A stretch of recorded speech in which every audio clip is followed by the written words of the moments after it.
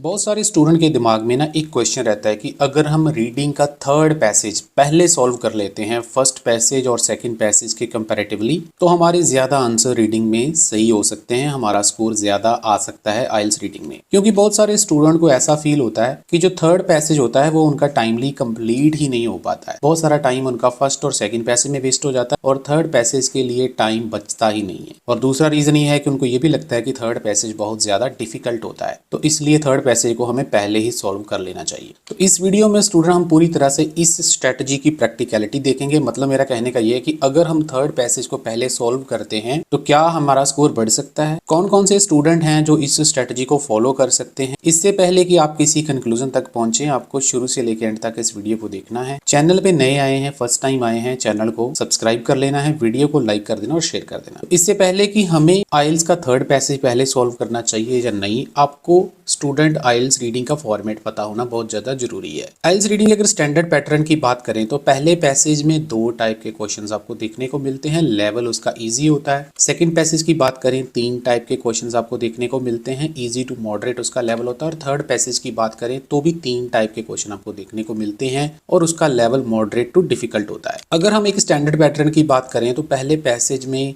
ज्यादातर केसेस में आपको ट्रू फॉल्स के साथ ब्लैंक्स आती हैं। सेकंड पैसेज में लिस्ट ऑफ हेडिंग हो सकते हैं या फिर विच पैराग्राफ कंटेन्स वाले क्वेश्चन आ सकते हैं। उसके अलावा राइटर ओपिनियन वाले क्वेश्चन हो सकते हैं। चूज फ्रॉम द ऑप्शन, जिसमें 5 ऑप्शंस दी होती है, उनमें से 2 आंसर आपको करेक्ट चूज करने होते हैं। उसी प्रकार से थर्ड पैसेज में या तो लिस्ट ऑफ हेडिंग आते हैं या फिर विच पैराग्राफ कंटेन्स वाले क्वेश्चन कई बार आ जाते हैं। मल्टीपल चॉइस वाले क्वेश्चन आते हैं, सेंटेंस कंप्लीशन वाले क्वेश्चन आते हैं या फिर आपको येस नो नॉट गिवन वाले क्वेश्चन थर्ड पैसेज में देखने को मिलते हैं। तो ये एक स्टैंडर्ड पैटर्न है जिसको आइल्स मेजॉरिटी एग्जाम्स में फॉलो करती है। तो अगर आपको ये वाला पैटर्न एग्जाम में देखने को मिलता है तो मैं बताना चाहूंगा स्टूडेंट, आपको ये वाली स्ट्रेटजी बिल्कुल भी फॉलो नहीं करनी चाहिए। उसके कुछ रीजंस हैं। सबसे पहले मैं बताना चाहूंगा कि जो पहले दो पैसेज होते हैं वो इजी टू मॉडरेट लेवल के होते हैं, तो अगर आप उनके ऊपर टाइम स्पेंड करते हैं तो ज्यादा हायर पॉसिबिलिटी रहेगी कि आपका स्कोर ज्यादा आएगा अगर आप ये वाले दो पैसेजेस को पहले सॉल्व करते हैं। दूसरा इसका बेनिफिट ये है स्टूडेंट, जब आपको आंसर्स जल्दी मिलेंगे, पहले दो पैसेज का लेवल इजी है, तो आपका कॉन्फिडेंस लेवल भी हायर होगा। क्योंकि जो पहले दो पैसेजेस की लैंग्वेज होती है वो काफी अंडरस्टैंडेबल होती है as compare to third passage. Third passage की लैंग्वेज थोड़ी सी कमांडिंग, थोड़ी सी ज्यादा हायर लेवल की होती है, जो आम स्टूडेंट के समझ में नहीं आती है। तो जितनी जल्दी आपको आंसर्स मिलते जाएंगे उतना ही ज्यादा आपका कॉन्फिडेंस आइल्स रीडिंग एग्जाम में बढ़ता जाएगा। क्योंकि स्टूडेंट जो आइल्स रीडिंग का पैटर्न है वो ये वाली इंस्ट्रक्शंस को फॉलो करता है। कोई भी आइल्स रीडिंग आप उठा के देख लें, कैम्ब्रिज की या फिर रियल एग्जाम पेपर की, उसमें 25 क्वेश्चन उन्होंने ऐसे डिजाइन किए होते हैं आउट ऑफ 40 जिनका लेवल 6 बैंड का होता है। 10 क्वेश्चन उन्होंने ऐसे डिजाइन किए होते हैं जिसका लेवल 7 बैंड का होता है और 5 क्वेश्चन ऐसे क्वेश्चन होते हैं जिनका लेवल 9 बैंड का होता है। तो आपकी सबसे पहली कोशिश यही होनी चाहिए कि आपको जो 6 बैंड और 7 बैंड वाले क्वेश्चन हैं उनको ज्यादा अटेम्प्ट करना चाहिए। और जो ये वाले क्वेश्चंस होते हैं ज्यादातर वो फर्स्ट पैसेज और सेकंड पैसेज में ही होते हैं।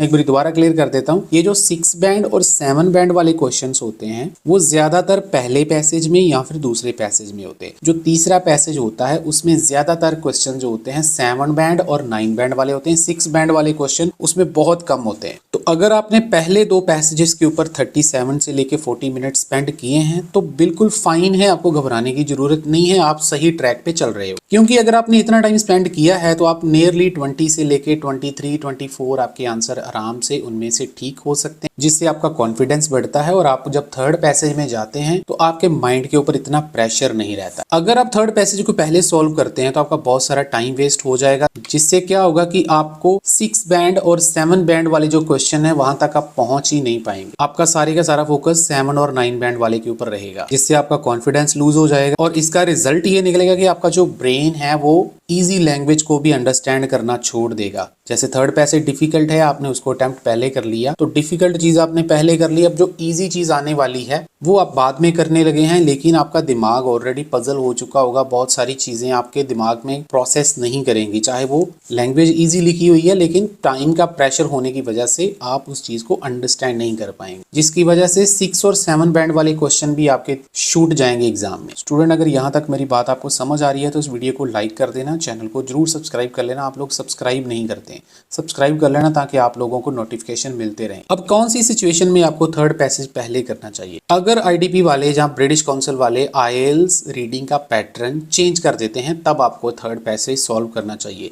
वो कौन सा पैटर्न हो सकता है? कई बार आईएलटीएस वाले क्या करते हैं कि जो रीडिंग का पहला पैसेज होता है उसमें 3 प्रकार के क्वेश्चंस डाल देते हैं और उसका लेवल बना देते हैं मॉडरेट टू डिफिकल्ट, और जो दूसरा पैसेज होता है उसमें भी 3 प्रकार के क्वेश्चन डाल देते हैं और उसका लेवल इजी टू मॉडरेट कर देते हैं। और जो थर्ड पैसेज होता है उसको वो 2 टाइप के क्वेश्चन उसमें डाल देते हैं, मतलब जहां तो आपको ट्रू फॉल्स आ जाएंगे, काफी सारे यस नो नॉट गिवन आ जाएंगे, या फिर उसके साथ आपको लिस्ट ऑफ हेडिंग वाले क्वेश्चंस आ जाएंगे। मतलब 2 ही प्रकार के क्वेश्चन आएंगे, 3 प्रकार के क्वेश्चन नहीं आएंगे थर्ड वाले में। लेकिन आईएलटीएस ऐसा बहुत रेयरली करती है, ये नहीं है कि बहुत ज्यादा, यूजुअली ऐसा करती है, हर एग्जाम में ऐसे ही होता है। मतलब मैं मान के चलूंगी 2 मंथ में कोई एक एग्जाम ऐसा होगा जो आपको इस पैटर्न में आएगा। मतलब पहला पैसेज उन्होंने थोड़ा डिफिकल्ट कर दिया 3 प्रकार के क्वेश्चन डाल के, सेकंड पैसेज को इजी टू मॉडरेट कर दिया और थर्ड पैसेज को इजी कर दिया। लेकिन ये 2 मंथ में एक बार ही होगा, हार्डली 1 या 2 बार होगा, इससे ज्यादा नहीं होगा। बाकी के जितने भी एग्जाम है वो सारे आपको स्टैंडर्ड पैटर्न में आएंगे जो मैंने आपको पहले बताया, जिसमें पहला पैसेज इजी, दूसरे वाला इजी टू मॉडरेट और तीसरे वाला मॉडरेट टू डिफिकल्ट होता है। तो आईएलटीएस जनरली स्टैंडर्ड पैटर्न को ही फॉलो करती है और आपको इन दोनों पैटर्न की तैयारी जो है वो करनी चाहिए। ऐसा नहीं है कि आपको सिर्फ स्टैंडर्ड पैटर्न ही तैयारी करना होता है, नॉन स्टैंडर्ड पैटर्न भी आपको तैयारी करना चाहिए, क्योंकि एग्जाम में अगर आ जाए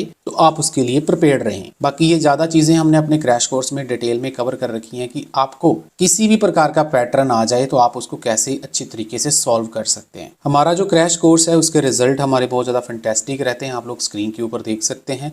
हमारे क्रैश कोर्स में से बहुत बड़ी रीडिंग के पैसेजेस, राइटिंग के टास्क, स्पीकिंग 100% हमारी जो है वो रिपीट होती रहती है एग्जाम में। आप लोग स्टूडेंट का रिजल्ट चेक कर सकते हैं, रिव्यू चेक कर सकते हैं। अगर आपको चाहिए तो आपको नंबर स्क्रीन के ऊपर दिख रहा है, आप हमारे साथ कांटेक्ट कर सकते हैं। चार्जेस उसके 2500 पर मंथ रहेंगे। अगर आप 3 मंथ का प्लान लेते हैं तो फिर वो आपको 3500 का पड़ेगा। आने वाले टाइम में इससे भी ज्यादा अच्छी वीडियोस आपके लिए लेके आने वाला हूं, तो चैनल को सब्सक्राइब कर लें, लाइक कर दें और इस वीडियो को शेयर कर दें।